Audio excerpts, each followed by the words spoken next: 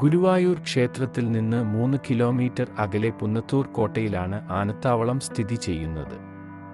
11.5 acre വിസ്തൃതിയുള്ള സ്ഥലത്ത് 58 ആനകളെയാണ് പാർപ്പിച്ചിരിക്കുന്നത്. കേരളത്തിലെ ഏറ്റവും വലിയ നാട്ടാന പരിപാലന കേന്ദ്രവും ഇതുതന്നെ. പുന്നത്തൂർ കോട്ട ഒരു കാലത്ത് പ്രാദേശിക ഭരണാധികാരിയുടെ കൊട്ടാരമായിരുന്നു. 1975-ലാണ് ഗുരുവായൂർ ദേവസ്വം ബോർഡ് ക്ഷേത്രത്തിലെ എല്ലാ ആനകൾക്കും സുഖപ്രദമായ ചുറ്റുപാടിൽ പാർപ്പിക്കുന്നതിനായി പുന്നത്തൂർ കോട്ട വാങ്ങിയത്. ഇപ്പോൾ ഈ കൊട്ടാരം ഗ്രൗണ്ടാണ് ഗുരുവായൂർ ക്ഷേത്രത്തിലെ ആനകളെ പാർപ്പിക്കാനായി ഉപയോഗിക്കുന്നത്. അങ്ങനെ ഇതിൻ്റെ പേര് ആനക്കോട്ട എന്ന് പുനർനാമകരണം ചെയ്യപ്പെട്ടു. ആനകൾക്കുള്ള കൊട്ടാരം എന്ന് വിശേഷിപ്പിക്കപ്പെടുന്ന ഈ സൗകര്യം ആനകൾ ഭഗവാൻ കൃഷ്ണനെ സേവിക്കുന്നതിനും വർഷം മുഴുവനും നടക്കുന്ന നിരവധി ഉത്സവങ്ങളിൽ പങ്കെടുപ്പിക്കുന്നതിനും പരിശീലിപ്പിക്കുന്നതിനും വേണ്ടി ഉപയോഗിക്കുന്നു. ഒരു കാലത്ത് 80-ൽ കൂടുതൽ ആനകൾ ഇവിടെയുണ്ടായിരുന്നു. ഇപ്പോൾ ഏറ്റവും പ്രായം കൂടിയ ആനയ്ക്ക് ഏകദേശം 82 വയസ്സുണ്ട്. ഗജപൂജ, ആനയൂട്ട് എന്നിവ ഗണപതിക്കുള്ള വഴിപാടായി ഇവിടെ ആചരിക്കുന്നു. എല്ലാ ജൂലൈ മാസത്തിലും ഇവിടെയുള്ള ആനകൾക്ക് പ്രത്യേക ആയുർവേദ ചികിത്സ നൽകാറുണ്ട്.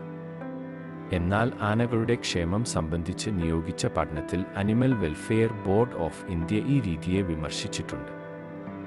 ഈ പഠനത്തിൽ ആനകളുടെ ചികിത്സയിൽ വ്യക്തമായ നിരവധി പ്രശ്നങ്ങൾ കണ്ടെത്തുകയും അതിനുള്ള പരിഹാര മാർഗങ്ങളും നിർദ്ദേശിച്ചിരിക്കുന്നു. ഇത് നിശ്ചയിക്കാൻ കേരളത്തിലെ പ്രമുഖരായ ആനചികിത്സകർ അടങ്ങുന്ന വിദഗ്ധ സമിതിയും ഇവിടെയുണ്ട്. 60 ടൺ വരെ ഭാരം നോക്കാവുന്ന വെയ്ബ്രിഡ്ജും കോട്ടയിൽ സ്ഥാപിച്ചിരിക്കുന്നു. പുന്നത്തൂർ കോട്ട അതിൻ്റെ പ്രത്യേക ആനപരിപാലനത്തിനും പേരുകേട്ടതാണ്. ഓരോ ആനയ്ക്കും അതിൻ്റെ ക്ഷേമം ഉറപ്പാക്കുന്ന ഒരു സമർപ്പിത പാപ്പാനെ നിയോഗിക്കുന്നു. ഈ പാപ്പാന്മാർ ആനകളുമായി ഇടപഴകുന്നത് എങ്ങനെയെന്ന് സന്ദർശകർക്ക് നിരീക്ഷിക്കാൻ കഴിയും. ക്ഷേത്രാചാരങ്ങളിലും ഘോഷയാത്രകളിലും ആനകളെ പരിശീലിപ്പിക്കുന്നതിന് കൽപ്പനകളും സൗമ്യമായ മാർഗനിർദ്ദേശങ്ങളും ഉപയോഗിക്കുന്നു.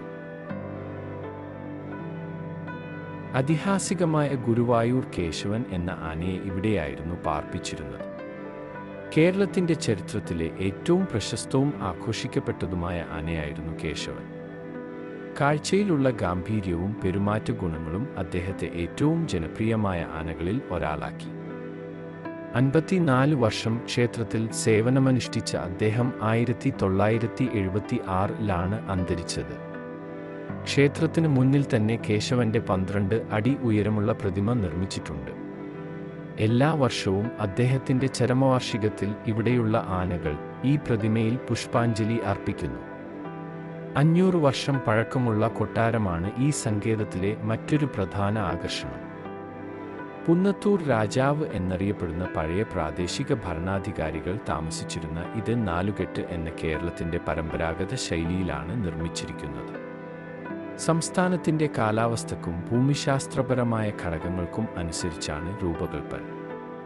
ഒരു ചതുരാകൃതിയിലുള്ള കെട്ടിടം, ചെരിഞ്ഞ മേൽക്കൂര, തടികൊണ്ടുള്ള കൊത്തുപണികൾ, മുകളിൽ നിന്ന് തുറന്നിരിക്കുന്ന ഒരു കേന്ദ്രമുറ്റം എന്നിവ ഇതിൻ്റെ പ്രത്യേകതകളാണ്. ഒരു വടക്കൻ വീരഗാഥ എന്ന സിനിമ ഷൂട്ട് ചെയ്തത് ഇവിടെ വച്ചായതിനാൽ സിനിമാ പ്രേമികൾക്ക് ഈ കോവിലകം സുപരിചിതമായിരിക്കും. പാപ്പാന്മാർക്കായുള്ള പരിശീലന കേന്ദ്രമായാണ് ഇപ്പോൾ ഇത് പ്രവർത്തിക്കുന്നത്. ആനകളും ഈ പ്രദേശത്തെ മതപാരമ്പര്യങ്ങളും തമ്മിലുള്ള ആഴത്തിലുള്ള ബന്ധത്തെ എടുത്തുകാട്ടുന്നതോടൊപ്പം തന്നെ ഈ മഹത്തായ ജീവികളെ അടുത്തുനിന്ന് കാണാനും അവയുടെ പരിചരണത്തെക്കുറിച്ച് പഠിക്കാനും പുന്നത്തൂർ കോട്ട ഒരു അതുല്യമായ അവസരം നൽകുന്നു. സന്ദർശകർക്ക് ആനകളുടെ ദൈനംദിന ജീവിതം, അവയുടെ കുളിക്കൽ, ഭക്ഷണരീതികൾ, പരിശീലന സെഷനുകൾ എന്നിവയുൾപ്പെടെ കാണാൻ കഴിയും. സാംസ്കാരികവും പ്രകൃതിദത്തവുമായ പൈതൃകം സംരക്ഷിക്കാനുള്ള കേരളത്തിൻ്റെ ശ്രമങ്ങളുടെ പ്രതീകമായി പുന്നത്തൂർ കോട്ട ഇന്നും നിലകൊള്ളുന്നു. വീഡിയോ ഇഷ്ടമായെങ്കിൽ ചാനൽ സബ്സ്ക്രൈബ് ചെയ്ത് അഭിപ്രായം രേഖപ്പെടുത്തൂ.